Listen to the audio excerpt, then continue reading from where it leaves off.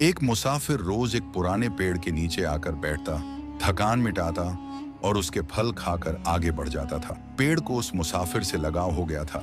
दिन बीतते गए, फिर एक दिन मुसाफिर आया और बोला, मुझे अब छाया नहीं, लकड़ी चाहिए ताकि मैं अपना घर बना सकूं।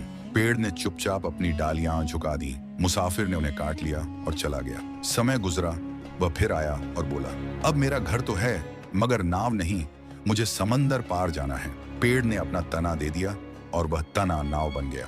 कई साल बाद वह बूढ़ा होकर वापस आया। पेड़ अब सिर्फ जड़ों का ढेर रह गया था। मुसाफिर ने उदास होकर कहा, मैं थक गया हूँ, अब आराम चाहिए। पेड़ ने धीरे से कहा, मेरे पास देने के लिए अब कुछ नहीं बचा, लेकिन अगर तुम चाहो तो मेरी जड़ों की छाया में बैठ जाओ। बूढ़ा मुसाफिर जमीन पर बैठ गया, आंखें बंद कर ली। ठंडी हवा चली और पेड़ की जड़ें हिलने लगी, जैसे बरसों बाद फिर किसी ने उसे जिंदगी दी हो। वह दृश्य शांत मगर गहरा था, जैसे प्रकृति खुद कह रही हो कि प्यार देने से कभी खत्म नहीं होता, वह तो लौट कर आता है, बस वक्त लगता है।